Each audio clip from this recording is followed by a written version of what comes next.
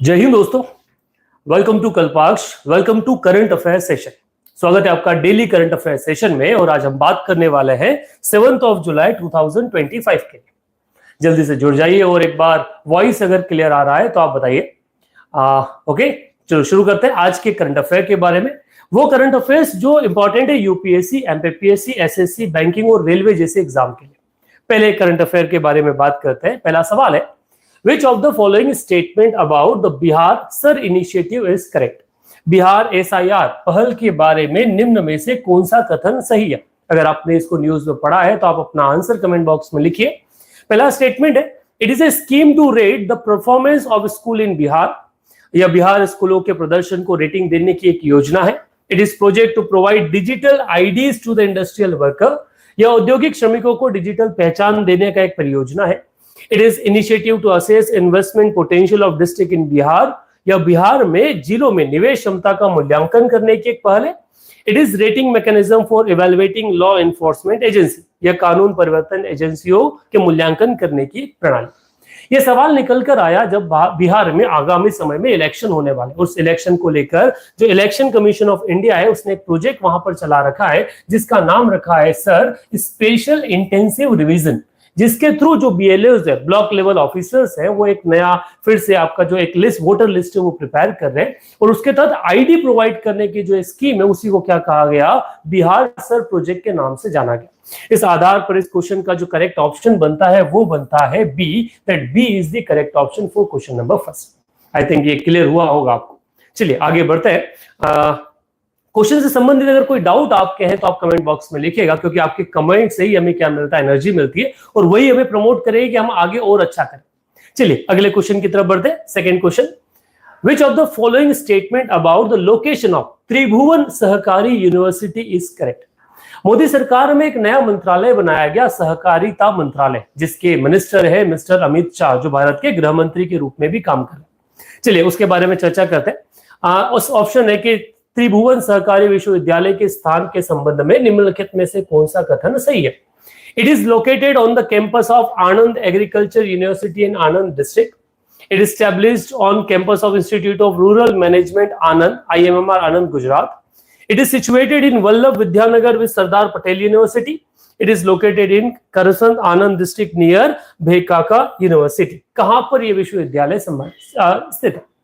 अगर चर्चा की जाए तो अमित शाह ने इसी एजुकेशन में, सहकारिता में एजुकेशन बढ़ाने के लिए एक नई यूनिवर्सिटी त्रिभुवन की शुरुआत की और वो आनंद में स्टेट है, जो बेसिकली आनंद कृषि विद्यालय का जो परिसर है वहीं पे सिचुएटेड है। तो ए जो है उसका करेक्ट ऑप्शन बनता है for question number second.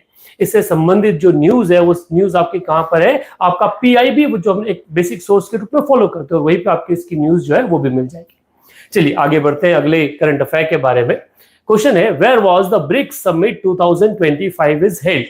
BRICS की शिखर सम्मेलन 2025 कहां आयोजित किया जा रहा है? आप बताइए, कमेंट बॉक्स में अपना आंसर लिखिए कि कहां पर ब्रिक्स समिट आयोजित हो रही है। प्राइम मिनिस्टर नरेंद्र मोदी जो है वो अभी वर्तमान में साउथ अफ्रीका विजिट में, और साउथ अफ्रीका के बाद वो साउथ अमेरिका में ब्राजील पहुंचने वाले, क्योंकि वहां पर हो रहा है आपका ब्रिक्स समिट। तो इसका करेक्ट ऑप्शन है Rio de Janeiro. C is the correct option, क्योंकि यहीं पर क्या होने वाला है, ब्रिक्स का समिट होने वाला है। अगर इसी ब्रिक्स के बारे में बात करें जाए, ब्रिक्स के आधार पर, तो ब्रिक्स जो है वो एक साउथ अफ्रीकन एक ऑर्गेनाइजेशन है जिसमें मेंबर्स के बारे में बात की जाए तो ब्राजील, रशिया, इंडिया, चाइना और श्रीलंका साउथ अफ्रीका, ये इसके इनिशिएटिव मेंबर्स हैं। लगातार इसमें नए मेंबर्स को जोड़ा जा रहा है और वर्तमान में कुछ एडिशनल मेंबर्स हमने यहाँ पर क्या किए हैं, इनमें इंक्लूड करवाए गए। जैसे वर्तमान इसका जो एस्टेब्लिशमेंट के बारे में बात की जाए तो इसकी शुरुआत हुई थी वर्ष 2001 में। उसके बाद 2010 में आपका साउथ अफ्रीका इसका मेंबर बना। वर्तमान में कौन कौन से नेशन ब्रिक्स से जुड़े हैं, इसको लेकर आप अपने ऑप्शन जो है उनको कमेंट बॉक्स में लिखेगा। सो ये था ब्रिक्स के बारे में। आगे चलते हैं अगले क्वेश्चन के बारे में जो करंट अफेयर में काफी महत्वपूर्ण है। क्वेश्चन है, which of the following statement about the mission green booklet is correct? एक करंट अफेयर आपका न्यूज में आया जो आपका एनवायरमेंट से डील करता है। समझेगा, ऑप्शन दे रखे हैं। It was released by ministry of environment, forest, climate change to promote urban forestation. It was published by the ministry of coal and mines along with the reclaim framework and exploration module. It provide a guide for agricultural cooperative management, यह कृषि सहकारी प्रबंधन के लिए मार्गदर्शन प्रदान करता है। It is a United nation publication on sustainable mining practices, यह सतत खनन प्रथाओं पर संयुक्त राष्ट्र द्वारा प्रकाशित एक प्रकाशन। जो बुकलेट है इसको कोल एंड माइनिंग के रूप में क्या किया गया, एस्टैब्लिश किया गया है। तो इसकी शुरुआत कहां, इसका जो करेक्ट ऑप्शन बनता है वो बनता है B, that it was published by ministry of coal and mine along with reclaim framework and exploration module. अगर बात की जाए तो 4 जुलाई को Indian national committee of world mining congress जो है INC, उसका क्या हुआ, एक इंटरनेशनल कॉन्फ्रेंस हुआ जो था sustainable and responsible mining through based mine closure practice, जो हैदराबाद में कंडक्ट किया गया, तेलंगाना। इस आधार पर यहीं पर क्या किया गया, मिशन ग्रीन बुकलेट जो है उसे इंस्टॉल या शुरू किया गया। ये पूरा जो मिशन है, ये मिशन है 6R फिलॉसफी पे, जिसमें reclamation, repurposing, rehabilitation, revegetation, remeditation and reliquidation जो है उसको लेकर ये बात करता है, 6R को लेकर बात करता है। ऐसे क्वेश्चंस हम लोग बैंकिंग SSC के एग्जामिनेशन में लगातार देखते हैं, UPSC भी कई बार ऐसे क्वेश्चंस को ट्राई कर लेता है, तो आप भी इन क्वेश्चन के थ्रू गो थ्रू होगा। चलिए आगे बढ़ते हैं अगले क्वेश्चन की तरफ। अगला कहता है, What is the current name of Bangalore City University as approved by Karnataka Cabinet in July 2025? कल कर्नाटका की सिद्धरामैया सरकार ने बेंगलुरु सिटी यूनिवर्सिटी का नाम बदलने की घोषणा की। किनके नाम पर रखना चाहते हैं? अगर आपने ये न्यूज पढ़ी है तो कमेंट बॉक्स में आंसर लिखिए। चलिए मैं आपको बताता हूं। तब तक ये यूनिवर्सिटी को नेम किया जाना है doctor Manmohan Singh city university के नाम से। भारत के ex prime minister doctor Manmohan Singh, ठीक है, उन्हीं के नाम से क्या किया जाएगा, बेंगलुरु सिटी यूनिवर्सिटी को रिनेम किया जाएगा। डॉक्टर मनमोहन सिंह जिनका जो 26 दिसंबर 2024 को हमें छोड़कर चले गए, उन्होंने 2004 से 14 तक भारत के 13 प्राइम मिनिस्टर के रूप में क्या किया है, काम किया है। और वो इंडिया के मॉडर्नाइजेशन में उनका बड़ा रोल है। भारत में जो न्यू इकोनॉमिक पॉलिसी LPGI उसको लेकर भी उनका बड़ा योगदान रहा है। ये जो एस्टेब्लिशमेंट है BCU बेंगलोर सिटी यूनिवर्सिटी से 2017 में एस्टेब्लिश किया गया था, और अब इसका नाम क्या हो जाएगा, doctor Manmohan Singh city university के नाम से इसे जाना जाएगा। चलिए आगे बढ़ते हैं अगले क्वेश्चन की तरफ। Who is the first woman to be inducted into the fighter stream of Indian Navy? भारतीय नौसेना में फाइटर स्ट्रीम में शामिल होने वाली पहली महिला कौन सी है? तो ये नाम है उत्तर प्रदेश की रहने वाली सब लेफ्टिनेंट आस्था पुनिया। आस्था पुनिया को क्या किया गया है, पहला फाइटर स्ट्रीम में शामिल करने वाली फर्स्ट फीमेल मिनी है। इन्हें गोल्डन विंग से सम्मानित किया गया है। गोल्डन विंग इनके फीते पर लगेगा और वही इनका एक विंग कमांडर या फिर फाइटर विंग होने का एक सिंबल जो है वो सिंबल के रूप में काम करेगा। जैसे आपने नहीं देखा पुलिस वालों को अलग अलग लगता है, कांस्टेबल को फीता लगता है, या बाकी जैसे जैसे रैंक बढ़ती जाती है एक सिंबल उनके कंधों पे लगाया जाता है, वैसे इन्हें गोल्डन विंग जो है उससे सम्मानित किया गया है। और ये भारत की पहली महिला। इस तरह के सवाल हमने SSC वगैरह में देखे, तो वहां भी ये क्वेश्चन बनने की संभावनाएं अधिक है।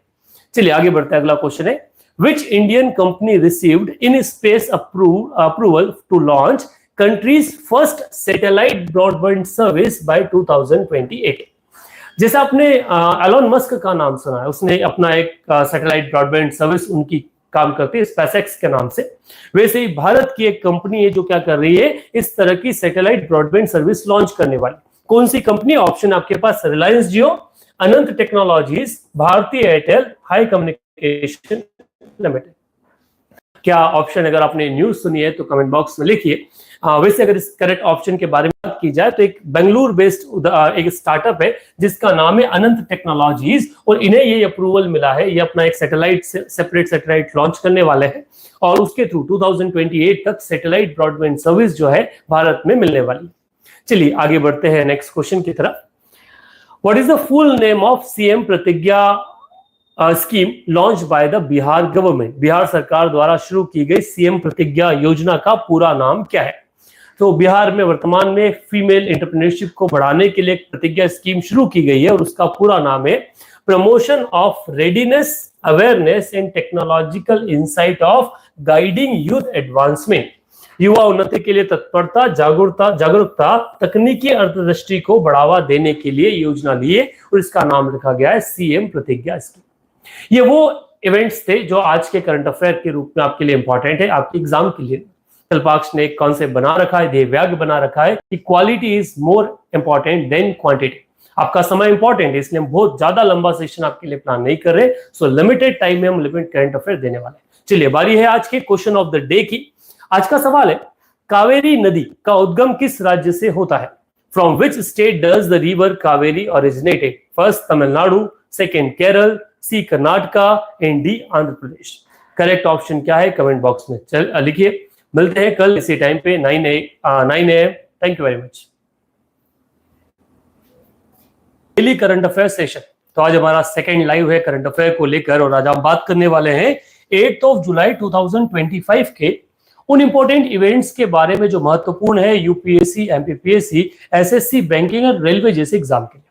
चलिए बिना देर के हुए आगे बढ़ते हैं, आप जल्दी से जुड़ जाइए और आपके जो भी कमेंट है वॉइस वगैरह से अगर कोई रिगार्डिंग इशू है तो आप कमेंट बॉक्स में डाल सकते हैं, चैट में अपना क्वेश्चन जो है वो रेज कर सकते हैं।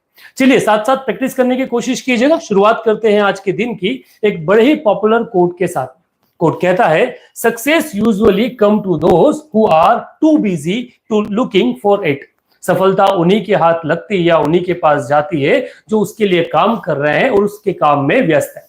चलिए आज के पहले करंट अफेयर की तरफ बढ़ते हैं। पहला करंट अफेयर कहता है, what is the theme of the BRICS summit 2025 held in Rio de Janeiro, Brazil?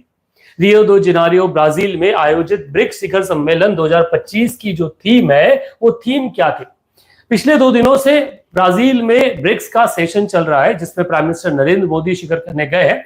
वो पिछले 5 अलग अलग देशों से विजिट करके 5वें देश ब्राजील में पहुंचे। इस दौरान इस पूरे यूनिट का क्या थीम रहा है, आपके ऑप्शंस आप कमेंट बॉक्स में डालिए। अगर इस स्टेशन में बात किया जाए तो इसका थीम था strengthening global south corporation for more inclusive and sustainable governance. अधिक समावेशी और सतत शासन के लिए ग्लोबल साउथ सहयोग को मजबूत बनाना, इसी थीम के साथ क्या आयोजित किया गया? आपका ब्रिक्स का शिखर सम्मेलन जो है वो आयोजित किया गया। ब्रिक्स से संबंधित एक क्वेश्चन हमने कल वाली क्लास में भी डाला था। इसको लेकर पीआईबी पर एक नोटिस जो है वो भी भारत सरकार द्वारा डाला गया, जिसमें प्राइम मिनिस्टर ने ब्रिक्स समिट में COP30, एनवायरमेंट COP30 और ग्लोबल हेल्थ, इन 3 मुद्दों को ध्यान में रखते हुए क्या किया? अपना स्पीच दिया।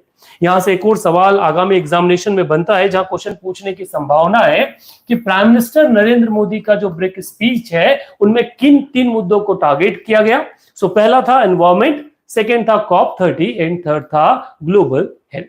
This was the first question जो आपके एग्जामिनेशन के लिए महत्वपूर्ण है। चलिए आगे बढ़ते हैं। Next question, Japan coast guard ship जिसका नाम है आपका Itsukushima recently arrived at which Indian port to strengthen India-Japan Maritime Corporation?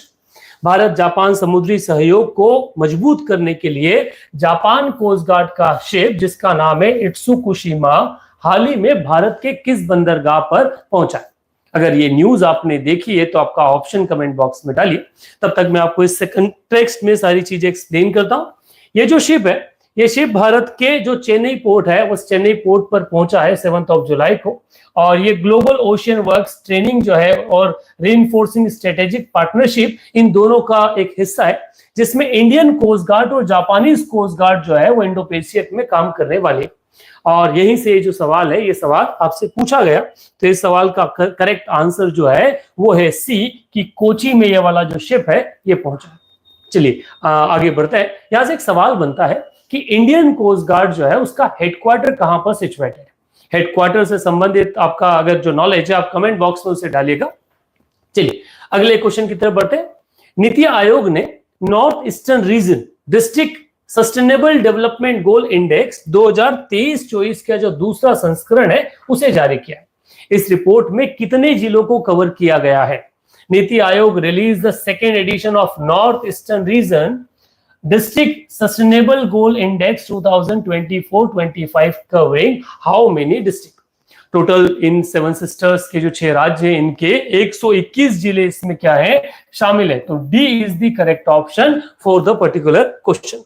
Bharat में NITI Aayog, national institute for transforming India, एक ऐसा आयोग है जो भारत में एक कंपटीशन जो है वो जनरेट कर रहा है अमंग द स्टेट की परफॉर्मेंस जो उसे सुधारा जा सके, और वो चीज दिखती है इन सस्टेनेबल गोल इंडेक्स जैसी चीजों से निकल के आती है।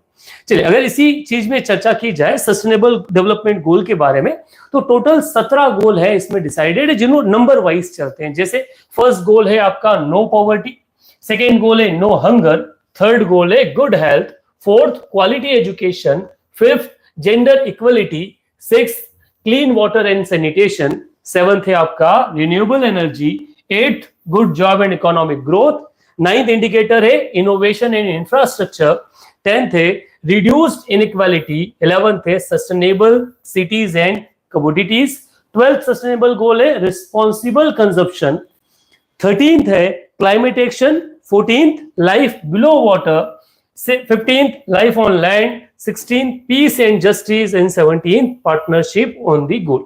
These are the 17 sustainable development goal, जिसे मध्य प्रदेश पीएससी जो है लोक सेवा आयोग, उसने भी अपने एग्जामिनेशन के सिलेबस में एड ऑन कर दिया है। और यहां से क्वेश्चन बनने की संभावना यूपीएससी से लेकर सभी एग्जामिनेशन में, फिर वो बैंकिंग और रेलवे की क्यों ना हो जाए।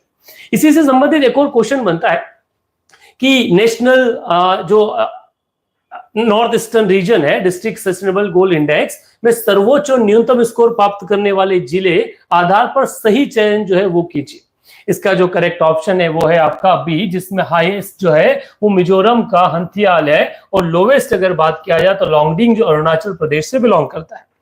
यहीं से जुड़ा एक और सवाल इसी आधार पे आता है कि रिपोर्ट के अनुसार नॉर्थ ईस्टर्न रीजन में जो SDG 2 और SDG 3, ये जो दो अलग अलग गोल है, कौन कौन सा, SDG 2 और SDG 3 जो है, इनमें कौन से जिले में सबसे अधिक जो प्रदर्शन है, प्रगति की देखी गई है। So it was in the affordable and clean energy और आपका क्लाइमेट एक्शन 12, 7 एंड 13 जो है वो इसमें देखने को मिलता है। तो B is the correct option for question number 5। चलिए बिना देरी किए हुए आगे बढ़ते हैं। कल्पाक्ष ने एक ध्येय अपना बना रखा है और वो है quality on the place of quantity. हम लिमिटेड कंटेंट पे काम करते हैं जहां से क्वेश्चन बनने की संभावनाएं अधिक है। बहुत ज्यादा बहुत लंबा सेशन लेना शायद वो आपका एक टाइम को खराब करना, और साथ ही साथ करंट अफेयर से भटक कर चीजों पर जाना है, क्योंकि वर्तमान में एग्जामिनेशन का एक बेसिक सा कॉन्सेप्ट है कि what not to study is much more important than what to study. क्या नहीं पढ़ना है ये ज्यादा जरूरी है इस बात से कि क्या हमें पढ़ना है हमारे एग्जाम में सिलेक्शन के। नेक्स्ट क्वेश्चन, भारत का कौन सा राज्य टीबी सेवा ऐप के माध्यम से वयस्क जो टीबी रोगियों के जोखिम जो है उसकी भविष्यवाणी करने वाला मॉडल सबसे पहले लागू करने वाला बना? Which Indian state first implemented a predictive death model for adult TB patient via TB सेवा ऐप? ये पर्टिकुलर इनिशिएटिव जो है ये भारत में तमिलनाडु सरकार द्वारा लिया गया। So Tamil Nadu was the first state जिसने इससे पहले इस तरह के प्रेडिक्टिव जो डेथ मॉडल है वो IMR और MMR, इन्फेंट मोर्टेलिटी रेट और मैटरनल मोर्टेलिटी रेट को लेकर अलग अलग राज्यों जैसे केरल और बाकी राज्यों में शुरू किया जा चुका है, परंतु टीबी को लेकर स्पेसिफिक इसे शुरू करने वाला जो राज्य है वो है तमिलनाडु, जिसने टीबी सेवा जो ऐप है उसकी शुरुआत की। इससे संबंधित एक नोटिस जो है वो आपको देखने को मिलता है कि जुलाई में टीबी पेशेंट्स के लिए तमिलनाडु पहला स्टेट बना है जिसने प्रेडिक्टिव डेथ मॉडल को यूज किया है। इसके लिए उसने टीबी सेवा ऐप नाम से एक शुरुआत की है, ठीक है, जो तमिलनाडु कसनोई एरप्पा तितम के कैट के इनिशिएटिव के रूप में क्या है जाना जाता है। इसको डेवलप करने का काम Indian council of research medical research जो नेशनल इंस्टीट्यूट ऑफ आपका एपिडेमोलॉग्राफी है उसके द्वारा शुरू किया गया, जो चेन्नई में सिचुएटेड है, और लगभग डाटाबेस के आधार पर रिकॉर्ड क्या जुलाई 2022 से जून 2023 के बीच में 56,000 टीबी पेशेंट्स जो है वो डायग्नोसिस हुए, और इसी को कम करने के लिए इस तरह की जो चीजें हैं वो शुरू की जा रही। ये डेटा आप याद रखिएगा, साइंस और हेल्थ मामले में यहां से क्वेश्चन बनने की संभावनाएं हैं। चलिए आगे बढ़ते हैं अगले क्वेश्चन की तरफ। As per the latest world Gini index data, which of the following countries has the highest income inequality? नवीनतम वर्ल्ड गिनी इंडेक्स आंकड़ों के अनुसार निम्नलिखित में से किस देश में आय असमानता सबसे अधिक है? स्वीडन, दक्षिण अफ्रीका, भारत और ब्राजील। अगर ये न्यूज आपने पढ़ी है तो कमेंट बॉक्स में आपका आंसर दीजिए, हम आपके आंसर का वेट करते हैं। इसका जो करेक्ट आंसर अगर देखा जाए तो वो आता है South Africa. B, the South Africa is the nation जिसमें हाईएस्ट इनकम इनइक्वालिटी देखी गई। यहां पर अगर भारत की पोजीशन के बारे में बात की जाए तो इस आंकड़े में इंडिया 4th पोजीशन पे आया है, चौथे नंबर पर आया है। चीन, अमेरिका जैसे जो डेवलप्ड, हाईली डेवलप्ड नेशन है उनको पीछे छोड़ते हुए। ये जो रिपोर्ट है, ये रिपोर्ट जारी की जाती है वर्ल्ड बैंक के द्वारा, और इस वर्ल्ड बैंक की इस रिपोर्ट में, जिसे spring 2025 poverty and equality brief के नाम दिया गया, इसमें India 4th most equal country के रूप में जाना गया। इंडिया की रैंकिंग, इंडिया से आगे है स्लोवेक रिपब्लिक, स्लोवेनिया और बेलारूस, जो लगभग फर्स्ट थर्ड पोजीशन पे है, और 4th पे आता है India. In China, USA, UK, ये जो G7 नेशंस है, G20 नेशंस है, सब भारत से क्या है इस मामले में पीछे। वंस जीनी इंडेक्स ये होता क्या है, तो किसी देश में प्रोडक्शन, कंजप्शन और उसकी अवेलेबिलिटी के बीच में कि क्या कोई व्यक्ति सामान खरीद सकता है या नहीं खरीद सकता, उसमें जो एक इंडेक्स देखा जाता है कि अवेलेबिलिटी ऑफ गुड्स कितने लोगों के पास में है, एक्सेसिबिलिटी जो है वो कितने लोगों के पास में, क्या सभी लोग समान रूप से चीजों का उपयोग कर सकते हैं, उसमें भारत की पोजीशन अच्छी है। और इसमें सबसे महत्वपूर्ण भारत के फेवर में अगर कोई आंकड़ा रहा है तो वो रहा है कि पिछले 2011 से 23 के बीच में 171 मिलियन लोग जो थे उनको एक्सट्रीम पॉवर्टी लाइन जो में हुआ करते थे, उनको पॉवर्टी लाइन से ऊपर, अबव पॉवर्टी लाइन भारत में शिफ्ट किया गया। और यही वो आंकड़ा है जिस कारण से भारत में ये कहा गया कि भैया भारत 4th पोजीशन पर आता है मोस्ट इक्वल कंट्री की पोजीशन। भारत के इस अचीवमेंट को लेकर आप क्या ओपिनियन रखते हैं, कमेंट बॉक्स में डालिएगा। चलिए आगे बढ़ते हैं अगले सवाल के लिए। नेक्स्ट क्वेश्चन, निम्नलिखित में से किस देश को एनडीबी का सदस्य बनने की तिथि में सबसे हाल ही में जोड़ा गया? शायद एक ग्लिच आया था, एक ग्लिच शायद यहां पर आ गया था, हम उसको वापस कंटिन्यू करते हैं। ब्रिक्स वाला कॉन्सेप्ट में एक बार रिपीट कर देता हूं, एनडीबी वाला। कि एनडीबी के एस्टेब्लिशमेंट 2015 में हुआ, जिसका मेन था mobilising funding of infrastructure and sustainable development. Headquarter इसका सिचुएटेड है संघाई, चाइना में। रीजनल ऑफिस है आपका जोहान्सबर्ग में। और रिसेंटली जो मेंबर्स जुड़े हैं इससे, उनका नाम है आपका उज्बेकिस्तान और कोलंबिया। टोटल मेंबर्स 11 हो चुके हैं, Brazil, Russia, India, China, South Africa, Bangladesh, UAE, Egypt, Algeria, Colombia और उज्बेकिस्तान। यहां से सवाल बनने की संभावनाएं अधिकतम है। चलिए आगे बढ़ते हैं अगले क्वेश्चन की तरफ। नेक्स्ट क्वेश्चन कहता है, according to recent data what is India's rank globally in biofuel consumption? हालिया आंकड़ों के अनुसार जैव ईंधन बायोफ्यूल की खपत में भारत का वैश्विक स्तर पर कौन सा स्थान है? सो इंडिया का नया पोजीशन इस पर आया है third, that India stand third on global जैव ईंधन या बायोफ्यूल कंजप्शन। चाइना को पीछे छोड़ हम कहां पहुंचे हैं? हम थर्ड पोजीशन पे पहुंचे, हमारे ऊपर, सॉरी 4th पोजीशन पे, माय मिस्टेक। 4th पे यूएसए है, 2nd पे ब्राजील, 3rd पे इंडोनेशिया और 4th पे आता है इंडिया। इन चाइना आता है हमारे बाद में। इसका रिपोर्ट जो है वो निकालता है statistical review of world energy 2025 ने इसे निकाला है, जो लंदन यूके बेस्ड एक एनर्जी इंस्टीट्यूट है। उस आधार पर भारत 2024 में वर्ल्ड का 4th लार्जेस्ट बायोफ्यूल क्या है? कंजप्शन। ये वो क्वेश्चंस थे जो आज के लिए करंट अफेयर से इंपॉर्टेंट है और जो आने वाले एग्जामिनेशन के लिए महत्वपूर्ण है। अब बारी है क्वेश्चन ऑफ द डे की। आज का सवाल है आपसे, in which year was All India Institute of Medical Science AIIMS New Delhi was established? Akhil Bharatiya Ayurveda संस्थान एम्स नई दिल्ली की स्थापना किस वर्ष में हुई थी? अपने आंसर्स कमेंट बॉक्स में जरूर लिखिएगा। For that's it for today, thank you very much. कल मिलते हैं इसी टाइम पे 9 AM। Thank you.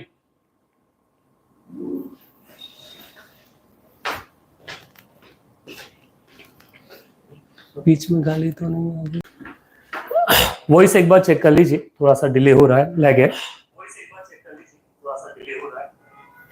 I think voice is clear. शुरुआत करते हैं आज के करंट अफेयर के बारे में। बात करते हैं डेली करंट अफेयर के बारे में 9 जुलाई 2025 के बारे में, जो इंपॉर्टेंट होने वाले हैं आपके एग्जामिनेशन, जैसे यूपीएससी, एमपीपीएससी, एसएससी और बैंकिंग के।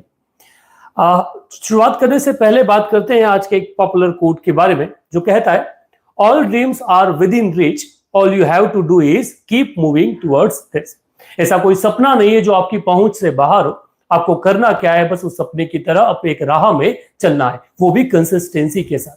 अगर आपने सपना देखा है सिविल सर्विस के बारे में, तो आप निश्चित उसे कवर कर पाएंगे अगर आप उस राह में चलते हैं।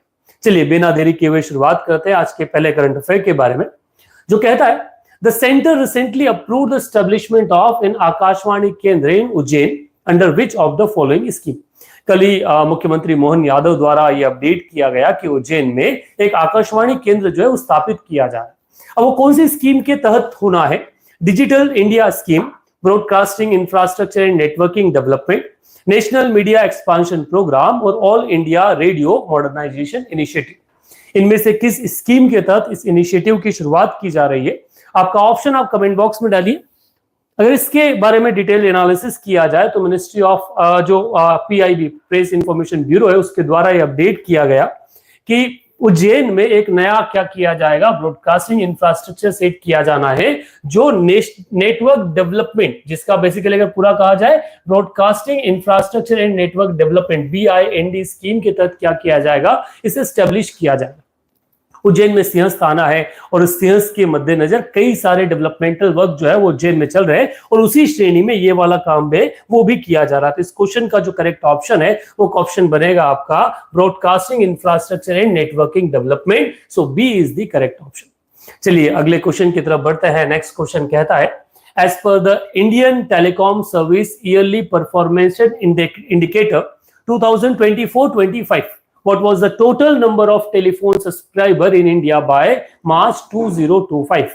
2024-25 में भारतीय टेलीकॉम सेवाओं के वार्षिक प्रदर्शन संकेतक जो है उस आधार पर भारत में कुल मार्च 2025 तक टेलीकॉम सब्सक्राइबर जो है वो कितने हैं? सो भारत की कुल जनसंख्या जो है वो लगभग 140 करोड़ से ज्यादा और वर्तमान में भारत में कुल लगभग 117.2 करोड़ जो यूजर है वो मोबाइल फोन यूजर आपको मिल जाए, जिसमें वायरलेस वाला जो नेटवर्क है उसका सबसे ज्यादा एक मुद्दा या सबसे ज्यादा नंबर्स जो है उन्हीं सब्सक्राइबर के। इस रिपोर्ट को पब्लिश किया गया वर्तमान में जो हाईलाइट करती है कि भारत में कुल 117.2 करोड़ मोबाइल यूजर्स मार्च 2025 तक है और इसकी टोटल डेंसिटी जो है वो 88.1% भारत में मोबाइल यूजर जो है वो मिल जाएंगे। टोटल वायरलेस सब्सक्राइबर अगर रूरल एरियाज में देखा जाए तो उसका 52% के आसपास टोटल बेस है और ये डीपर पेनिट्रेशन को बताता है। ये उन लोगों पर एक तमाचा है जो भारत में डिजिटल इंडिया मिशन की शुरुआत में क्रिटिसाइज कर रहे थे कि क्या भारत में ये चीज संभव हो पाएगी या नहीं। चलिए आगे इस चीज को लेकर बढ़ते हैं। अच्छा, इसमें सबसे बड़ा पोजीशन, सबसे ज्यादा सब्सक्राइबर अगर किसी कंपनी के है तो वो रिलायंस जियो के। इस तरह के क्वेश्चंस कई बार बनते हैं। रिसेंटली एसएससी में एक ऐसा क्वेश्चन देखा गया था जहां उन्होंने नंबर ऑफ मोबाइल सब्सक्राइबर के बारे में पूछा था, तो ऐसे क्वेश्चन वापस से बनने की संभावनाएं आपके एग्जामिनेशन में है। चलिए आगे बढ़ते हैं। जनरली हम जिस सोर्स को फॉलो करते हैं वो सोर्स आपका पीआईबी प्रेस इंफॉर्मेशन ब्यूरो से होता है, इसलिए हम ऑथेंटिसिटी के साथ ये कह सकते हैं कि भैया यहाँ से सवाल बनने की संभावनाएं हर एग्जामिनेशन में, फिर वो एसएससी हो, बैंकिंग हो, रेलवे हो या फिर यूपीएससी। चलिए अगला क्वेश्चन है, धर्म Chakra Pravartana Divas observed as Sarnath marks which significant event in the life of Gautam Buddha. Basically question history से, पर इसका थोड़ा सा सिग्निफिकेंस जो है वो आपका आना है करंट से, प्रेजेंट से। सारनाथ में मनाया जाने वाला धर्मचक्र प्रवर्तन दिवस गौतम बुद्ध के जीवन की किस महत्वपूर्ण घटना को चिन्हित करता है? Birth of Buddha, enlightenment of Buddha, first sermon of Buddha और महापरिनिर्वाण ऑफ बुद्धा। ये निर्वाण मिलने के बाद में जब पहला सरमन दिया गया गौतम बुद्ध के द्वारा उसको सिग्निफाई करता है, सो ये बुद्ध के पहले सरमन को सिग्निफाई करता है, तो सी इज द करेक्ट ऑप्शन। ये क्वेश्चन हिस्ट्री से करंट में कैसे आया? तो वर्तमान में जो IBC इंटरनेशनल बुद्धिस्ट कॉर्पोरेशन है वो मिनिस्ट्री ऑफ कल्चर के अधीन में उसके कोलैबोरेशन के साथ में क्या करने वाला है, आपका एक बुद्ध प्रवर्तन दिवस जो है, धर्म चक्र प्रवर्तन दिवस जो उसका सेलिब्रेशन करने वाला है 10th ऑफ जुलाई को। 10th ऑफ जुलाई इस दिन आषाढ़ पूर्णिमा होना है, यही वह दिन था जिस समय बुद्धा को क्या मिला था, निर्वाण मिला था या बेसिकली ज्ञान की प्राप्ति हुई थी। सो उस आधार पर ये क्वेश्चन जो है ये महत्वपूर्ण हो जाता है, आपका न्यूज में आता है। यहां से एक और सवाल बनता है कि इंटरनेशनल बुद्धिस्ट कॉर्पोरेशन जो है, कॉन्फेडरेशन जो है IBC, इसमें कितने मेंबर्स हैं और इसका जो हेडक्वार्टर है वो हेडक्वार्टर कहां पे सिचुएटेड है? ये क्वेश्चन का आंसर आप कमेंट बॉक्स में जरूर कीजिएगा। चलिए आगे बढ़ते हैं अगले क्वेश्चन की तरफ। नेक्स्ट क्वेश्चन, जो क्वेश्चन बात करता है आपका, recently user trials of the extended range anti submarine rocket were successfully conducted from which of the Indian Navy ship? हाल ही में विस्तारित रेंज एंटी सबमरीन रॉकेट का यूजर ट्रायल भारतीय नौसेना ने किस पोत से सफलतापूर्वक किया है? INS Vikrant, INS Chennai, INS Kavaratti and INS Satpura, इनमें से किस रेंज के द्वारा या किस INS आपका जो लॉन्चर है वहां से इस नए रॉकेट लॉन्चर का सक्सेसफुली टेस्ट फायर किया गया? तो ये किया गया INS करावती के द्वारा। So C is the correct option for particular question. ये न्यूज में ये क्वेश्चन रहा जहां ये स्पेसिफिकली कहा गया कि क्या है आपका user trial of extended range anti submarine rocket ERASR were successfully carried from INS Karavati from June 23 to 7th of July.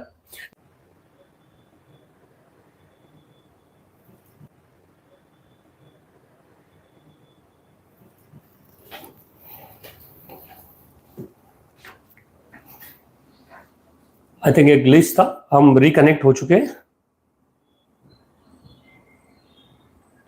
चलिए, डीआरडीओ से वही वाला सवाल, तो इसका करेक्ट आंसर जो है वो करावती है। चेयरपर्सन डीआरडीओ के बारे में बात की जाए तो वो है doctor Sameer we Kamat.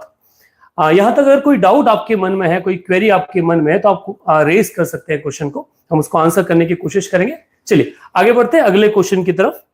Next question कहता है the Indian navy has signed a contract with Bharat electronics limited BEL Bengaluru for which maritime security project.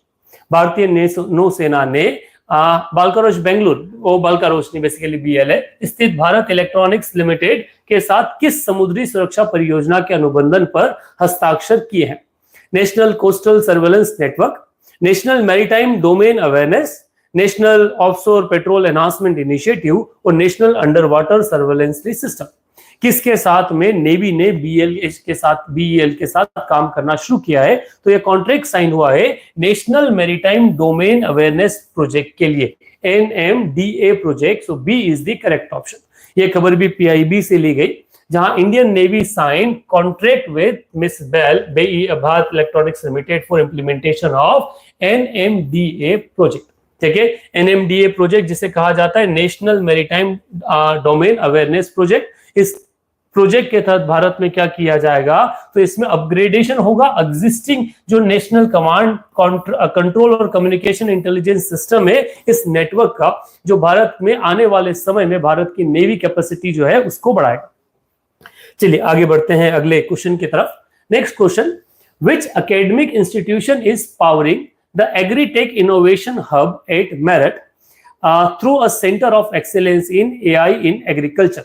Meerut में एग्रीकेट इनोवेशन हब को कृषि में AI के लिए सेंटर ऑफ एक्सीलेंस के रूप में चला रही अकादमिक संस्था कौन सी है? तो ये काम किया जा रहा है भारत में IIT रोपड़ के द्वारा। सो द करेक्ट आंसर इस चीज के लिए अगर बात करेंगे तो वो क्या है? IIT रोपड़। तो IIT रोपड़ के द्वारा ये एस्टेब्लिशमेंट जो है वो किया गया। और यहीं से अगर हम बात करें तो ये क्वेश्चन जो है वो निकल कर आया कि धर्मेंद्र प्रधान जो मिनिस्टर है उनके और श्री जयंत चौधरी ने क्या किया है, उत्तर प्रदेश में agritech innovation hub, agritech startup technology showcase जो है SVPUT मेरठ में क्या क्या शुरुआत की। और इसको चार्ज कौन कर रहा है? इसकी शुरुआत कर रहा है आपका IIT Ropar.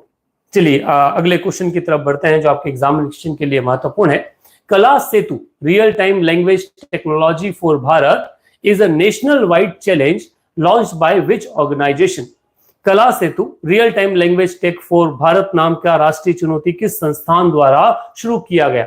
NITI Aayog, startup India, ministry of information and broadcasting, Webex accelerator और डिजिटल इंडिया प्रोग्राम।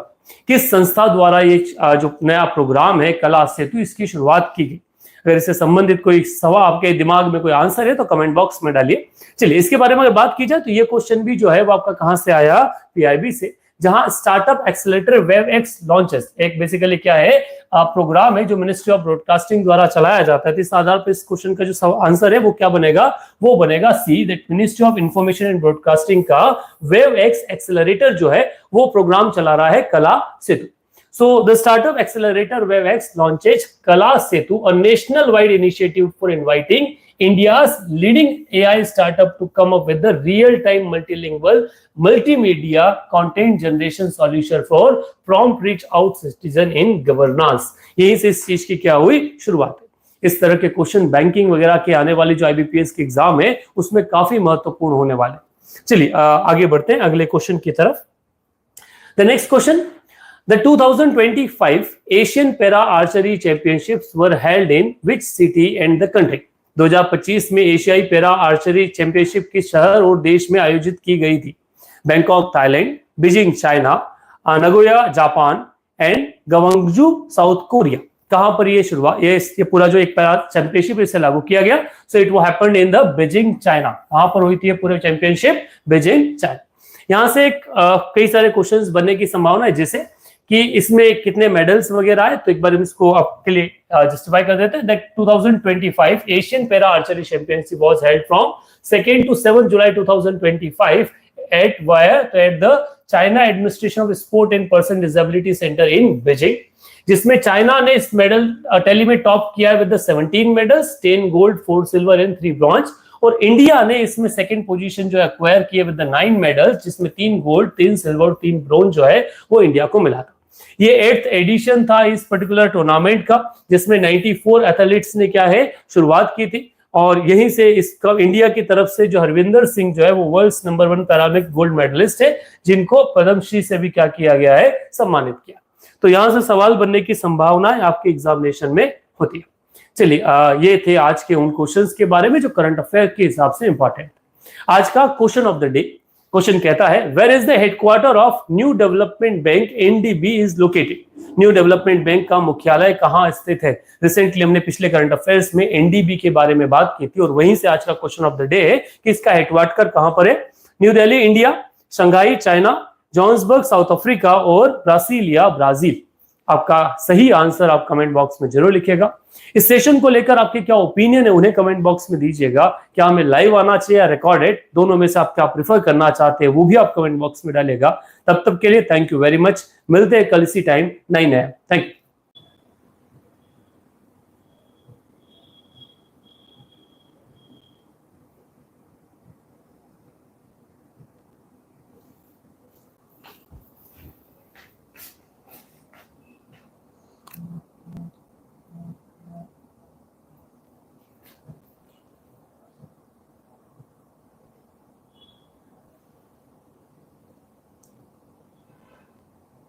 हेलो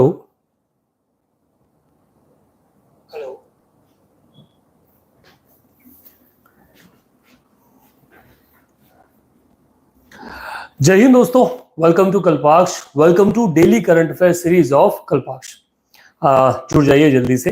आइए बात करते हैं आज के करंट अफेयर के बारे में जो होने वाले हैं 10th जुलाई 2025 के। महत्वपूर्ण होंगे आपके examinations like UPSC, MPPSC, SSC और बैंकिंग। चलिए बिना देरी के शुरू करते हैं आज के करंट अफेयर के बारे में। आज जैसा कि आप जानते हैं गुरु पूर्णिमा है, तो आप सभी को गुरु पूर्णिमा की बहुत बहुत शुभकामनाएं। एक गुरु ही होता है जो हमारे जीवन में सही दिशा देता है और हमें सफलता तक पहुंचाता है, क्योंकि विदाउट गाइडेंस कोई भी हो, वो छोटा से बड़ा, एक विद्यार्थी से लेके वो अपने जीवन के आखिरी पहलू में ही क्यों ना हो, उसे अगर आवश्यकता किसी की होती है तो गुरु की होती है। तो आप सभी को गुरु पूर्णिमा की बहुत बहुत शुभकामनाएं। चलिए शुरू करते हैं आज के करंट अफेयर के बारे में। And it starts with the first question, who won Namibia's highest civilian award, Order of the Most Ancient Valmista Mirabilis in 2025? 2025 के सर्वोच्च नागरिक सम्मान order of the most ancient Welwitschia Mirabilis के किसे सम्मानित किया गया? ये सम्मानित किया गया है नरेंद्र मोदी को। प्राइम मिनिस्टर नरेंद्र मोदी जो 5 नेशंस विजिट पर पिछले कुछ दिनों से है, वो लास्ट अपने स्टॉप नामीबिया पहुंचे और नामीबिया में उन्हें, जैसा कि हर जगह जिसे उन्हें क्या किया गया, टोबैगो में हाईएस्ट या फिर उससे पहले घाना में हाईएस्ट सिविलियन अवार्ड से सम्मानित किया गया, वैसे ही इन्हें कहां भी सम्मानित किया गया, नामीबिया में भी किया गया। So Narendra Modi is correct answer.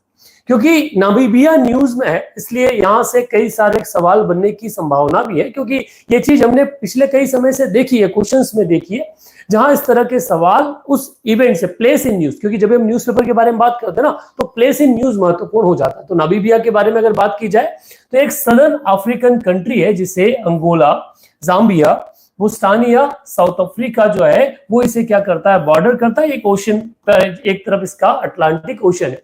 इसकी अगर कैपिटल के बारे में बात की जाए तो विंडहोक जो है यहाँ की कैपिटल है। नामीबियन डॉलर यहाँ पर चलता है और वर्तमान में यहाँ के जो प्रेसिडेंट है उनका नाम है नंगोलो मंबुआ।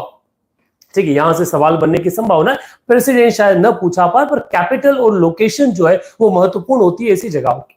चलिए आगे बढ़ते हैं अगले क्वेश्चन की तरफ।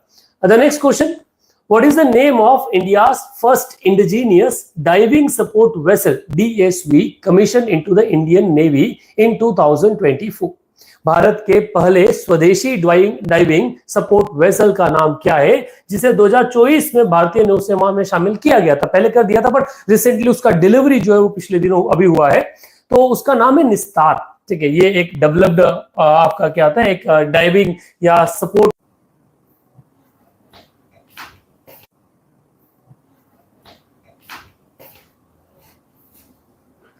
आई थिंक गाइस थोड़ा सा कनेक्शन लूज था किसी कारण से। अगर वापस आप जुड़ गए तो कहां आपका छूट गया है उसे आप मुझे बता दीजिए, तो मैं उसे रिवाइज कर देता हूं आप लोगों के लिए कि कहां शायद हमारा क्वेश्चन जो है वो छूट गया था। मैं इस पूरी स्लाइड को वापस से आपको समझा देता हूं। ठीक है, मैं आपके कमेंट का वेट कर रहा हूं कि कहां पर आप लोग जो है वो छूटे थे इसमें। आप लाइव चेक में आ सकते हैं इसके लिए। चलिए सो मैं इस पूरी स्लाइड को आपके लिए एक्सप्लेन कर देता हूं कि निस्तार जो है ये इंडिजीनियसली डिजाइन क्या है, एक वेसल है। ठीक है, जिसे डाइविंग सपोर्ट वेसल कहते हैं, जिसे हिंदुस्तान शिपयार्ड लिमिटेड ने क्या किया था, बनाया है। विशाखापट्टनम में इसे लॉन्च किया गया।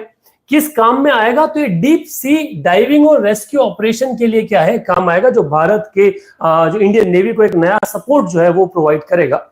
शिप का नाम निस्तार जो है वो संस्कृत वर्ड से निकल कर आया, जिसका मतलब होता है लिबरेशन, रेस्क्यू और सॉल्वेशन। और यहीं से इस शिप का है ये पूरा के पूरा आपका जो एक वेसल के रूप में क्या करेगा, काम करेगा, जिसे इंडियन नेवी में क्या किया गया है, इंड्यूस किया गया।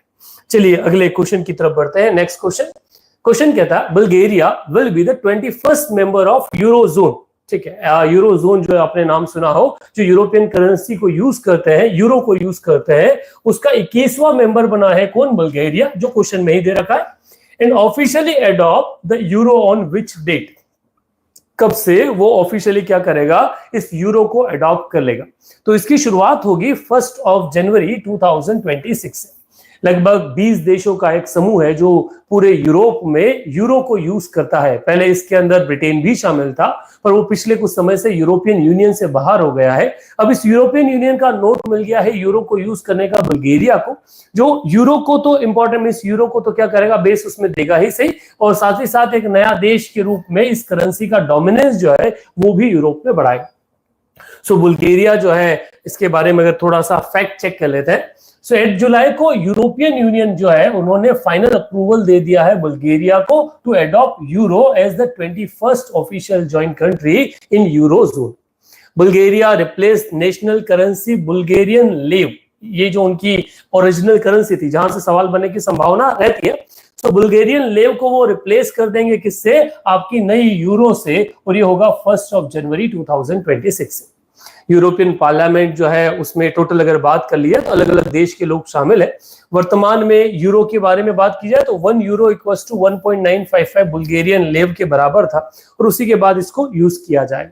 अच्छा, कितने देश इसमें अभी वर्तमान में यूरो को यूज कर रहे हैं, तो उसमें शामिल है Austria, Belgium, Croatia, Cyprus, Estonia, Finland, France, Germany, Greece, Ireland, Italy, Latvia, Lithuania, Luxembourg, Malta, Netherland, Portugal, Slovakia, Slovenia और स्पेन। इन देशों के साथ एक एक और बुल्गारिया भी क्या हो जाएगा, इसमें ऐड हो जाएगा, जो क्या करता है, यूरो को यूज करेगा। चलिए अगले सवाल की तरफ बढ़ते हैं, नेक्स्ट क्वेश्चन की तरफ। वत्सला considered to be the Asia's oldest elephant recently passed away at which wildlife reserve in India?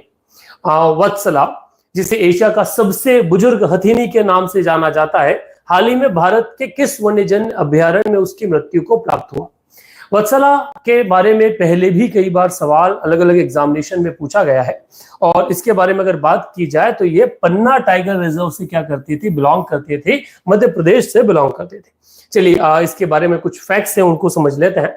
Location जो पन्ना वाइल्ड लाइफ जिसका है वो विंध्या माउंटेन रेंज में क्या है आपका मध्य प्रदेश में पन्ना टाइगर रिजर्व स्टैब्लिश है। सो वत्सला से तो सवाल बनता ही है, वत्सला के साथ साथ किससे भी सवाल बनते हैं आपके पन्ना टाइगर रिजर्व से। इसके अलावा टोटल एरिया अगर इसका बात किया जाए तो 542 स्क्वायर किलोमीटर में है और ये एंटायर बुंदेलखंड रीजन को क्या करता है, कवर करता है। It fall in biogeographical zone of Deccan peninsula और biotic province of the central highland. ये डिक्लेयर्ड इसे आपका 1994 में प्रोजेक्ट टाइगर के तहत। जय हिंद दोस्तों, स्वागत है आपका कल्पाक्ष के डेली करंट अफेयर सेशन में।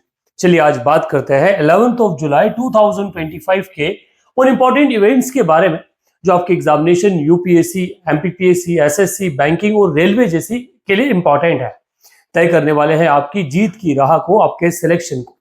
चलिए बिना देरी किए शुरू करते हैं, आगे बढ़ते हैं आज के पहले और महत्वपूर्ण करंट अफेयर के बारे में। एक न्यूज से एक सवाल बनता है, what is the objective of park राष्ट्रीय सर्वेक्षण recently launched by NCERT. NCERT द्वारा हाल ही में शुरू किए गए पारक राष्ट्रीय सर्वेक्षण का उद्देश्य क्या है? ऑप्शन है to evaluate university level research output, विश्वविद्यालय स्तर के अनुसंधान परिणामों का मूल्यांकन करना, to assess foundational learning level of student class 3, 6 and 9, कक्षा 3, 6, 9 के छात्रों के आधारभूत सीखने के स्तर का आंकलन करना, to rank states based on literacy rate, साक्षरता दर के आधार पर राज्यों की रैंकिंग करना, और to provide online scholarship to meritorious students, मेधावी छात्रों को ऑनलाइन छात्रवृत्ति प्रदान करना।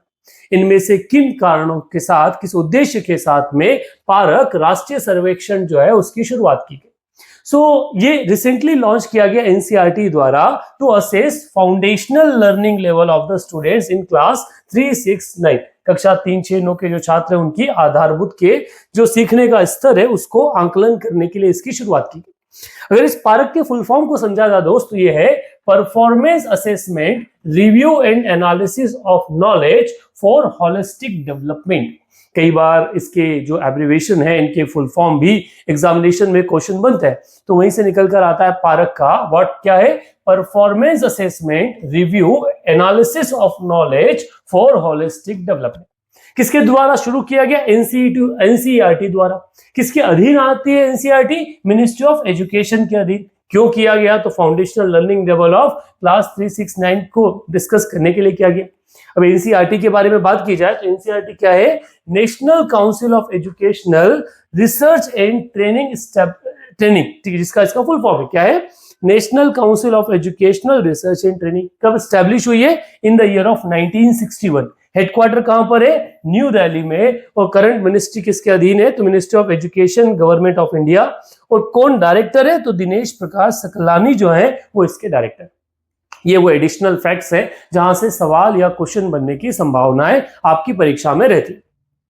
चलिए बिना देरी किए आगे बढ़ते हैं अगले क्वेश्चन की तरफ। What is the main objective of e NAM portal launched by the government of India. Bharat सरकार द्वारा शुरू किए गए ई नाम पोर्टल का मुख्य उद्देश्य क्या है? शायद आपने भी ये न्यूज में पहले सुना हो। क्या ऑप्शन है? अगर आप कमेंट करना चाहें तो कमेंट बॉक्स में लिखिए। चलिए तब तक मैं ऑप्शन को डिस्कस करता हूं। To provide weather forecasting to the farmers, किसानों को मौसम पूर्वानुमान प्रदान करना।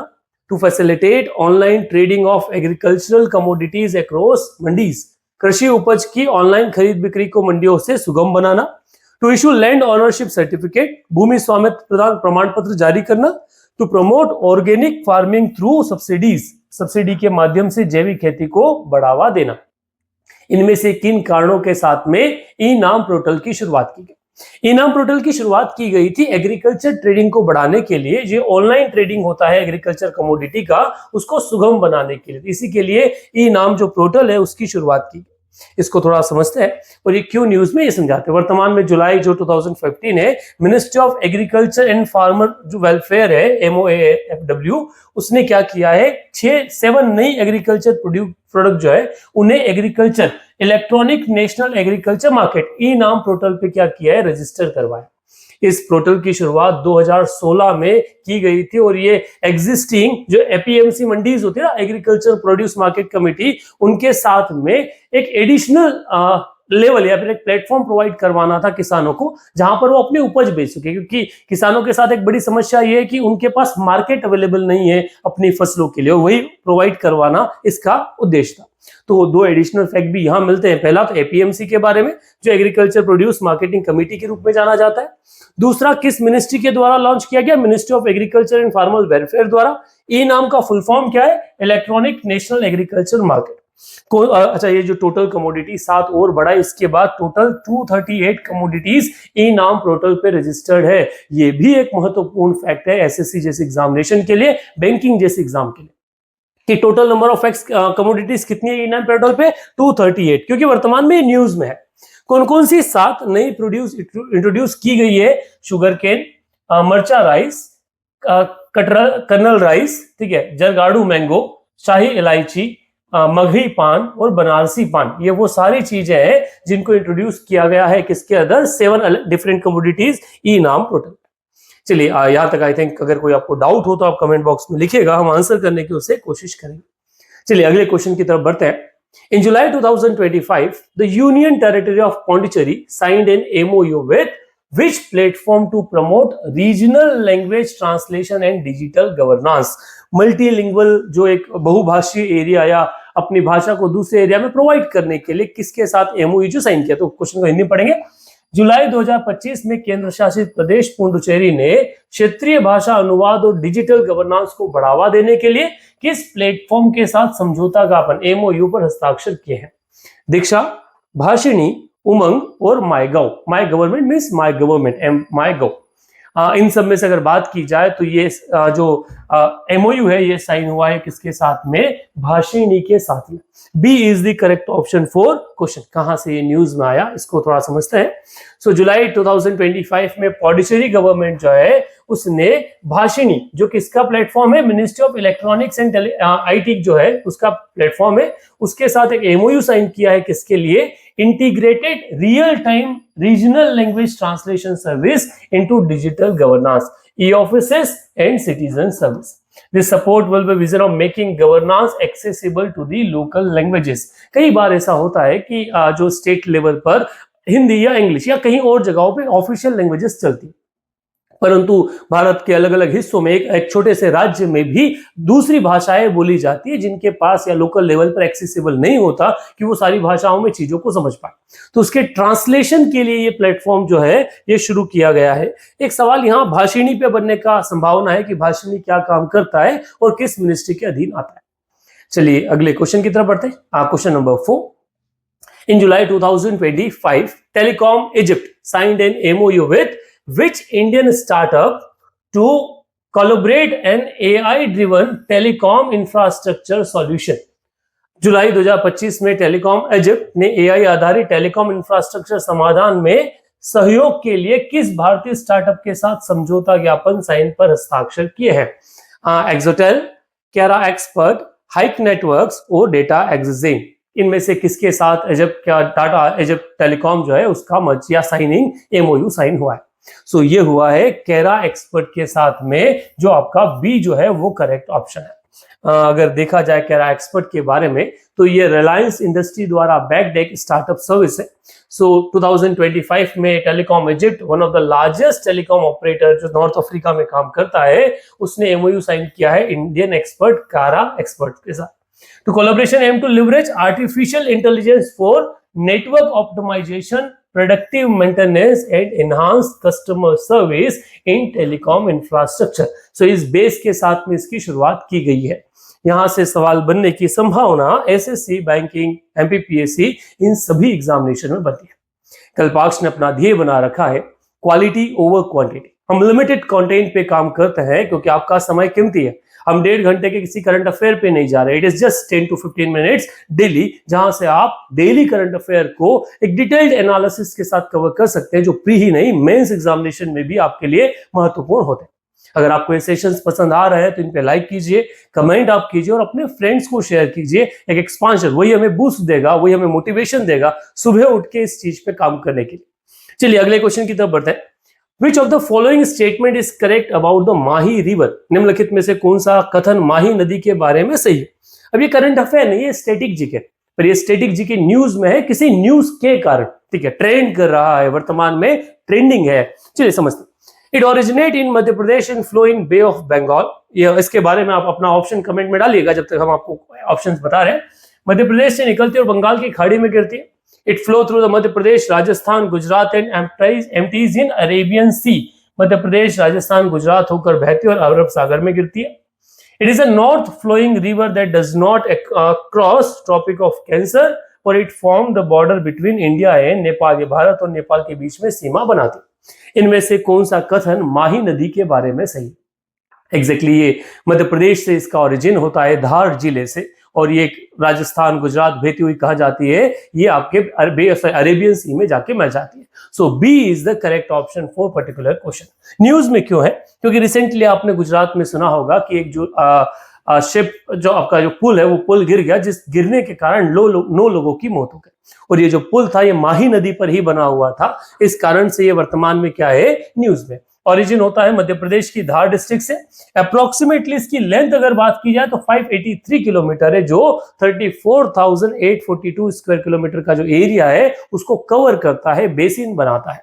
सो माही नदी के बारे में महत्वपूर्ण है। इस तरह के सवाल हमने देखे हैं कि यहाँ से सवाल बनते हैं, इस तरह के क्वेश्चन जहां से ट्रेंड, बेसिकली ट्रेंड में, न्यूज में, वो वहां से स्टैटिक आ जाता है। जरूरी नहीं करंट अफेयर के नाम पे सारी चीजें आपसे करंट अफेयर या न्यूज़पेपर से ही पूछी जाए, वो ट्रेंड भी आपके क्वेश्चंस जो है वो क्वेश्चंस बनाती है। आगे बढ़ते हैं अगले क्वेश्चन की तरफ। What is the primary objective of broadcasting infrastructure in network development scheme? ठीक है, जो बेंड के नाम से जानेंगे, broadcasting infrastructure and network development scheme launch by government of India.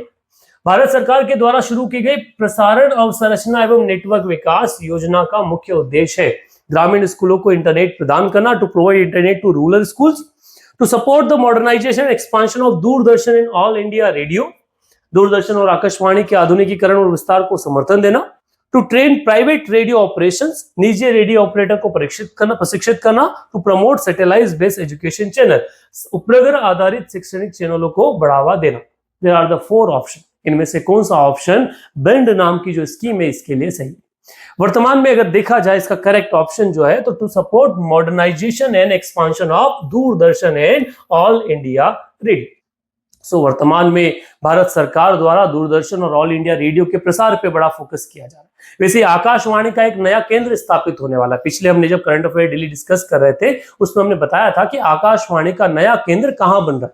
उससे अगर आपने वो सेशन देखे हैं तो आप उस पर कमेंट बॉक्स में आंसर जरूर लिखिएगा। अच्छा, इस वाली स्कीम का जो करेक्ट ऑप्शन है वो क्या है? बी। इसको थोड़ा एक्सपांड में देख लेते हैं। सो बेंड स्कीम और centrally sponsored scheme under ministry of information and broadcasting to aim to expand infrastructure of Prasar Bharati and especially Doordarshan All India Radio to improve public service broadcasting especially in remote and border areas। इसके लिए इसी bend scheme की शुरुआत की गई। चलिए आगे बढ़ते हैं अगले क्वेश्चन की तरफ। नयांगई, ठीक है, island of the coast of Sierra Leone is rapidly disappearing. Which of the following is not true about the current situation? एक उन्होंने एक फैक्ट क्लियर दे रखा है कि एक आइलैंड है जिसका नाम है नयांगई आइलैंड, जो कहां पर सिचुएटेड है? कोस्ट ऑफ सीरिया लियोन पर सिचुएटेड। क्या हो रहा है? रैपिडली डिसअपियर हो रहा है, उसके बारे में कौन सा विवरण जो है वो सही? The island has shrunk from 700 metres to, अच्छा इसमें गलत पूछा गया है ना, रॉन्ग आंसर पूछा गया। So the island has shrunk from about 700 meters to approximately 90 meter in length over past decade। पिछले एक दशक में 700 मीटर से वो कहां पहुंच चुका है? सिर्फ 90 से 100 मीटर की उसमें ही दिखता है, बाकी सारा सबमर्ज हो गया है। सो ये पहला वाला स्टेटमेंट इस क्वेश्चन के लिए करेक्ट है, हमें इनकरेक्ट ढूंढना है। Effort like planting mangroves have successfully stop coastal erosion of the island. Mangrove जैसे प्रयासों से द्वीप पर तटीय क्षरण को सफलतापूर्वक रोक दिया गया है, ये गलत है। It is also rapidly decline हो रहा है। What of the population left with only 400 residents remaining. बाकी आबादी तो छोड़ चुके, लगभग 400 निवासी ही यहाँ पर बचे हैं, ये भी सही है। There are no national sea defense project planned especially for the Nyangai। इस प्रोजेक्ट के लिए कोई अलग से समुद्र रक्षात्मक कोई परियोजना शुरू नहीं की गई, ये भी सही है। So B is the only option जो इसके बारे में क्या है, गलत है। तो इस क्वेश्चन का करेक्ट आंसर हो जाएगा बी। इसके बारे में थोड़ा सा समझ लेते हैं। नयांगई कोस्ट ऑफ सीरिया लियोन का एक छोटा सा आइलैंड है क्लस्टर है टर्टल आइलैंड जो आर्किपेलॉज होता है उसके आधार पर पिछले 10 सालों में 700 से बिल्कुल घटकर कहां पे आ चुका है, 100 मीटर की लेंथ वगैरह में ही क्या है ये पहुंचा है।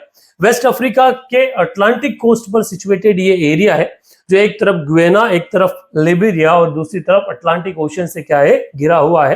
तो सीरिया लियोन भी अपने आप में न्यूज में हो सकता है, तो ये चीज आपके लिए महत्वपूर्ण होगी एमपीपीएससी, यूपीएससी, एसएससी जैसी एग्जामिनेशन के लिए। चलिए आगे बढ़ते हैं। I think the last question of the series, where is the Vera C Rubin observatory located?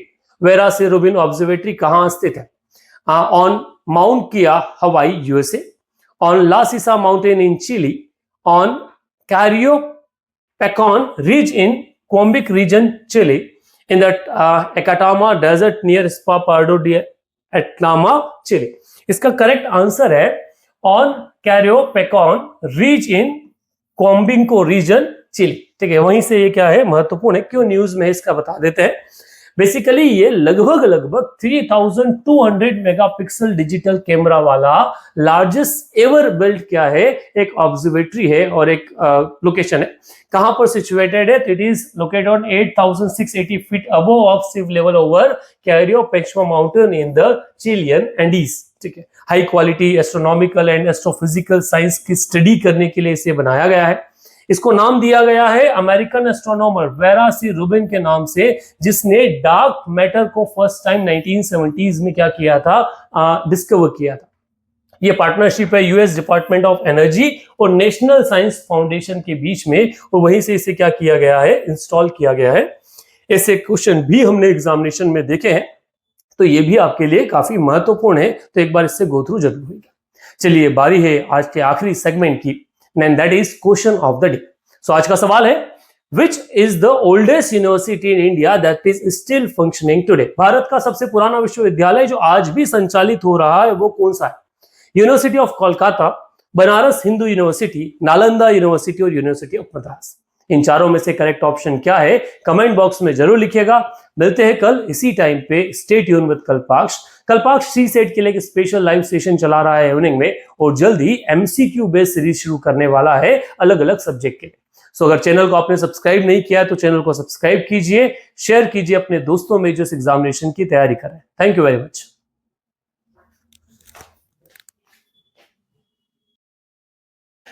जय हिंद दोस्तों, स्वागत है आपका कल्पाक्ष के डेली करंट अफेयर सीरीज में। उम्मीद करते हैं आप अच्छा कर रहे होंगे। चलिए आज बात करते हैं 12 जुलाई 2025 के उन इंपॉर्टेंट इवेंट्स के बारे में जो आगामी UPSC, MPPSC, SSC, banking, railway जैसे एग्जामिनेशन में महत्वपूर्ण होने वाले हैं और एक सारथी बनने वाले हैं आपकी सफलता के।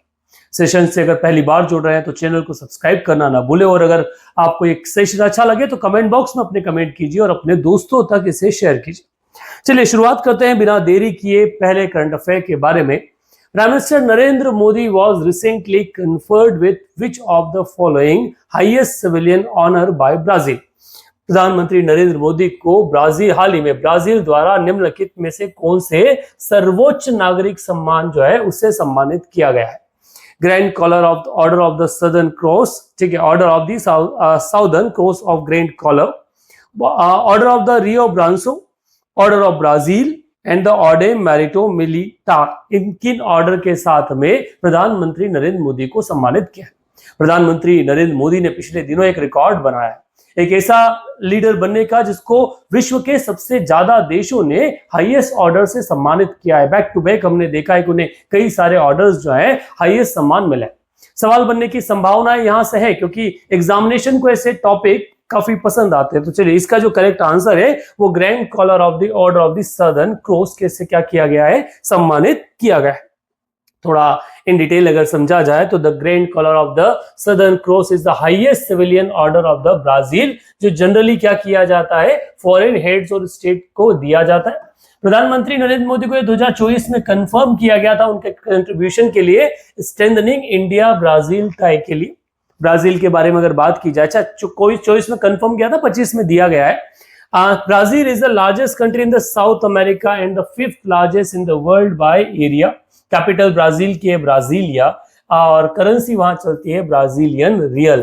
ठीक है, तो ये क्वेश्चंस बेसिकली जो किसी देश के बारे में बेसिक इंफॉर्मेशन हमें पता होना चाहिए। चलिए बिना देरी किए आगे बढ़ते हैं। अगला आपका क्वेश्चन है, what is the primary objective of recently launched Sanchar Mitra scheme by department of telecommunication? हाल ही में दूरसंचार विभाग द्वारा शुरू की गई संचार मित्र योजना का मुख्य उद्देश्य क्या है? To promote 5G infrastructure in rural area, ग्रामीण क्षेत्रों में 5G अवसंरचना को बढ़ावा देना। To protect citizens from telecom related cyber fraud, नागरिकों को दूरसंचार से संबंधित साइबर धोखाधड़ी से बचाना। To provide job to telecom engineers, दूरसंचार इंजीनियरों को रोजगार देना। और to boost mobile manufacturing in India, Bharat में मोबाइल निर्माण को बढ़ावा देना।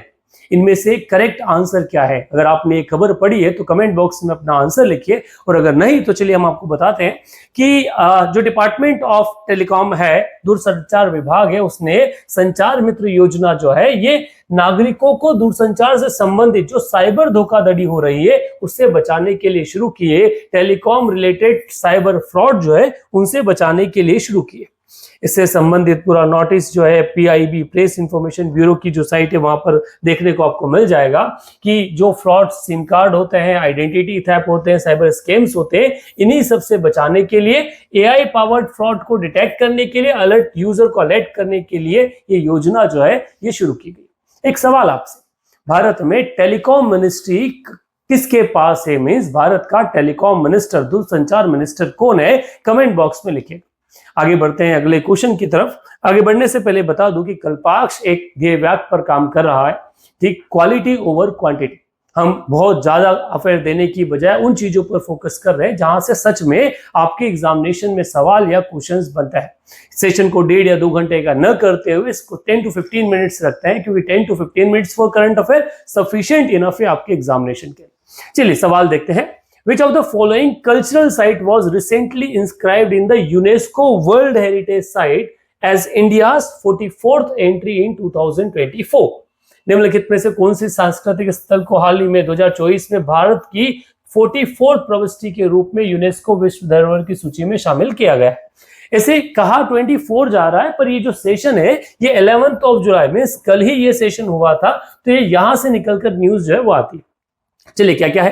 होयसालों के प्रभुत्व समूह, इसके sacred emblems of the Hoysala, Maratha military landscape of India, Bharat में मराठा सैन्य परिदृश्य, temples of Kakatiya dynasty, Kakatiya वंश के मंदिर, मेगालिथिक साइट्स ऑफ हीरबेनवाल की मेगालिथिक साइट। इनमें से किसे भारत की 44th UNESCO world heritage site के रूप में सम्मिलित किया?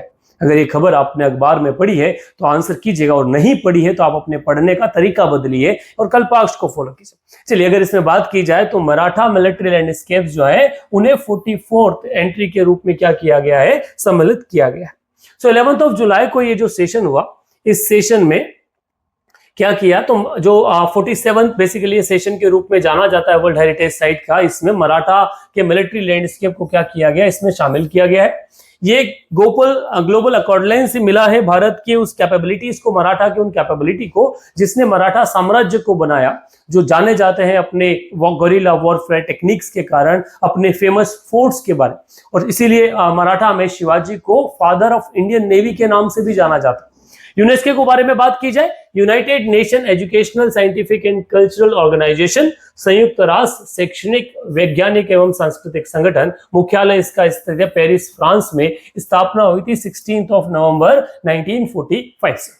इससे जुड़ा एक सवाल, अगर आप मध्य प्रदेश से बिलोंग करते हैं तो मध्य प्रदेश में कितनी वर्ल्ड हेरिटेज साइट के रूप में यूनेस्को में लिस्टेड है और कितने बायोस्फीयर रिजर्व के रूप में? टोटल यूनेस्को लिस्टेड ऑर्गेनाइजेशन या साइट की बात की जाए तो मध्य प्रदेश में कितनी है? कमेंट बॉक्स में जरूर लिखिएगा। चलिए आगे बढ़ते हैं आज के अगले इवेंट के बारे में, अगले क्वेश्चन के बारे में। Recently DRDO, defence research development organisation, and Indian air force successfully conducted a flight test of which indigenously developed beyond visual range air-to-air missile with a radio frequency seeker from a Sukhoi 30 MKI aircraft।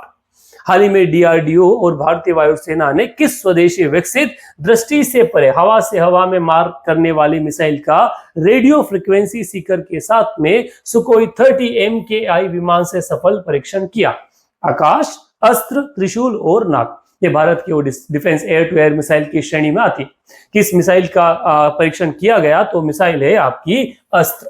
चलिए इसको थोड़ा सा detail में समझने की कोशिश करते हैं कि डिफेंस रिसर्च डेवलपमेंट ऑर्गेनाइजेशन जो है वो इंडियन एयरफोर्स ने सक्सेसफुली कंडक्ट किया है flight test of the indigenously beyond visual range air to air missile, जिसे BVRAAM नाम से जाना जाता है, जिसका नाम है आपका अस्त्र। अस्त्र को बेसिकली कब हुआ? तो on the 11th of July 2025।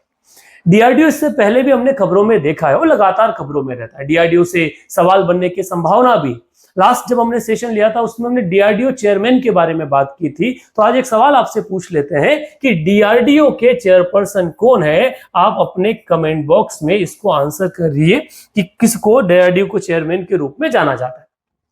चलिए अगले क्वेश्चन की तरफ बढ़ते हैं, the fifth current affair, and that is identified the correct statement regarding the Tenzing Norgay Award। Basically static है परंतु न्यूज में है वर्तमान में, इस कारण से यहां से सवाल बनने की संभावनाएं बढ़ जाती है। और यही ट्रेंड होता है कि एग्जामिनेशन में जो भी करंट अफेयर से सवाल आते हैं वो जरूरी नहीं करंट अफेयर ही हो, लेटेस्ट ही हो, वो स्टैटिक भी हो सकता है, परंतु क्योंकि वो न्यूज में है, इवेंट न्यूज में है, इसलिए वहां से सवाल बनने की संभावनाएं प्रबल होती है। इस क्वेश्चन के बारे, इस पॉइंट के बारे में बात करें तो द क्वेश्चन है तेंजिंग नॉर्गे अवार्ड के बारे में। क्या है? It was renamed after Tenzing Norgay in 2002। The statuette is made of silver, प्रतिमा चांदी की बनी होती है। No award ceremony eight Rashtrapati Bhavan, Rashtrapati Bhavan में यह समारोह नहीं होता है। Awardee can receive a multiple time in the same category, award को क्या होगा? एक ही उसमें कई बार दिया जा सकता है। तेंजिंग नॉर्गे, ये नाम अगर आपने सुना है तो कमेंट बॉक्स में इनके बारे में बताइए। चलिए मैं थोड़ा सा इसको एक्सप्लेन कर देता हूं। इसका जो ऑप्शन है वो तो सही है कि तेंजिंग नॉर्गे के नाम पर इसका नाम बदल दिया गया in 2002। So A is the correct option for the question number 5। थोड़ा इसको क्लैरिटी में आपको दे दूं। ओरिजिनली ये जो अवार्ड है इसे नेशनल एडवेंचर अवार्ड के नाम से जाना जाता था और 1994 में इसे शुरू किया गया। 2002 में तेंजिंग नॉर्वे को ऑनर करने के लिए इसे क्या कर दिया गया? नाम बदल के तेंजिंग नॉर्वे अवार्ड के नाम पर दे दिया गया। हर अवार्डी को 15 लाख रुपए और एक स्टैचुएट ऑफ ब्रॉन्ज जो है वो दिया जाता है और ये कन्फर होता है कहां पर? राष्ट्रपति भवन। इसमें अलग अलग कैटेगरीज है, 4 कैटेगरी। एक है land adventure, water adventure that is sea, air adventure and the lifetime achievement. इस तरह से 4 अलग अलग चीजों में क्या किया है? इसे दिया जाता और नंबर जो है कैटेगरी वो मिनिस्टर अप्रूवल के साथ में एक्सपांड भी की जा सकती। सवाल आता है तेंजिंग नॉर्गे के बारे में, तो ये कौन है? तो तेंजिंग नॉर्गे जिनका बेसिकली बर्थ 1914 में और डेथ 1986 में हुए, जिन्हें शेरपा तेंजिंग के नाम से भी जाने जाते हैं। ये एक नेपालीज इंडियन शेरपा माउंटेनर है जो फेमस है पहले उन 2 लोगों में जिन्होंने क्या किया था? एडमुंड हेरले के साथ में माउंट एवरेस्ट को फतह किया था मई 29, 1953 में। So the individual is there in the photo. These both are the first one who climbed the mountain. So Mount Everest और 1953 का ब्रिटिश माउंटेन एवरेस्ट कैंपेन था, वहीं से इसकी शुरुआत की गई। उसी को ऑनर करने के लिए, इनके करेज को ऑनर करने के लिए अवार्ड जो है ये जारी किया गया। अच्छा, क्यों न्यूज में है? तो वर्तमान में जो ministry of youth and cultural development है उसने नॉमिनेशंस कॉल किए हैं कि जो लोग इस कैटेगरी में अवार्ड चाहते हैं वो अपना नॉमिनेशन फाइल कर दे। इस कारण से अवार्ड जो है ये न्यूज में आया है। चलिए अगले क्वेश्चन की तरफ बढ़ते हैं। What is the main objective of agricultural monitoring and event detection AMED API launched by government of India? Bharat सरकार द्वारा शुरू की गई agricultural monitoring and event detection API का मुख्य उद्देश्य क्या है? To increase fertiliser subsidy, to detect crop disease using the satellite data and AI, उपग्रह डेटा और AI के माध्यम से फसल रोगों का पता लगाना, to fix minimum support price, न्यूनतम समर्थन मूल्य तय करना, to forecast international commodity prices, अंतरराष्ट्रीय वस्तु मूल्य का पूर्वानुमान लगाना। अगर आपने खबर सुनी है तो आप कमेंट में आंसर लिखिए, तब तक मैं बता दूं कि the two detect crop disease and the using satellite data with and AI is the correct option for question. कैसे न्यूज आया, कहां से पूरी कहानी बनी, समझिए। सो गूगल ने recently agricultural monitoring and event detection के लिए क्या है, एक API को रोल आउट किया है, लॉन्च किया है। AMED is artificial intelligence based open source application program interface है जिसे गूगल ने लॉन्च किया है।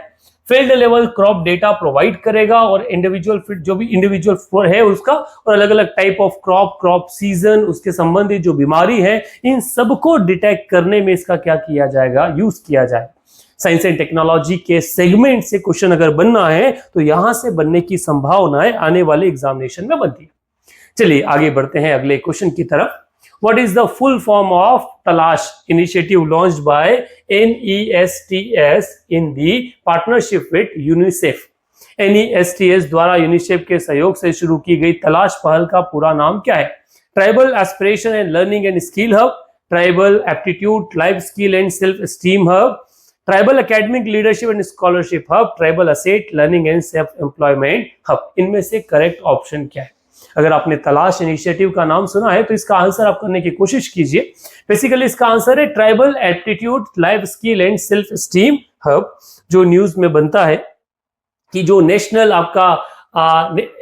Education society of tribal students है NESTS, उसने autonomous organisation under ministry of tribal assembly जो है तलाश इनिशिएटिव को लॉन्च किया है। Tribal Aptitude Life Skill and Self-Esteem Hub, that is the Talash, is a national program to support all-round development of student in Eklavya Model Residential Schools। ठीक है, ये यहाँ से क्या क्या क्वेश्चंस बनते हैं बेटा?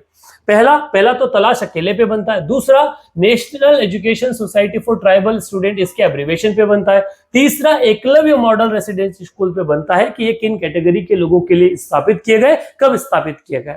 तो एक एकलव्य स्कूल पर आप क्या आपको जानकारी है वो कमेंट बॉक्स में लिखिएगा। अच्छा, ये लॉन्च किसके द्वारा किया गया है? तो ये national education society of tribal student with the partnership of UNICEF India. UNICEF से सवाल बनने की संभावना है, फुल फॉर्म आप कमेंट बॉक्स में डालिएगा। चलिए, it aim to provide education and personal growth to the tribal student, इसी के आधार पर इसकी क्या की गई है, शुरुआत की गई। क्या फीचर्स रहेंगे? लोगों को ढूंढा जाएगा, उन्हें करियर और सेल्फ डिस्कवरी से संबंधित चीजें बताई जाएगी और उनको सेल्फ एम्प्लॉयड बनाने की कोशिश जो है वो की जाएगी। ये वो क्वेश्चंस थे जो कल के जो डेटा आया करंट अफेयर का वहां से महत्वपूर्ण थे। चलिए आगे बढ़ते हैं कुछ आज के सेशन के लास्ट सेगमेंट में, और वो है क्वेश्चन ऑफ द डे। आज का क्वेश्चन है, which of the following personalities has not received the Bharat Ratna?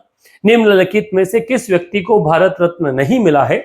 Atal Bihari Vajpayee, Subhash Chandra Bose, C Rajagopalachari and Indira Gandhi. आपका जो ऑप्शन है कमेंट बॉक्स में जरूर लिखिए। और अगर सेशन पसंद आया है, सेशन से संबंधित आपका अगर कोई ओपिनियन है, उसे भी कमेंट बॉक्स में लिखिए, आपका फीडबैक दीजिए। हम आप कोई भी चीज होगी उसे इंप्रूव करने की कोशिश बिल्कुल करेंगे। सो कल के लिए जय श्री राम, थैंक यू।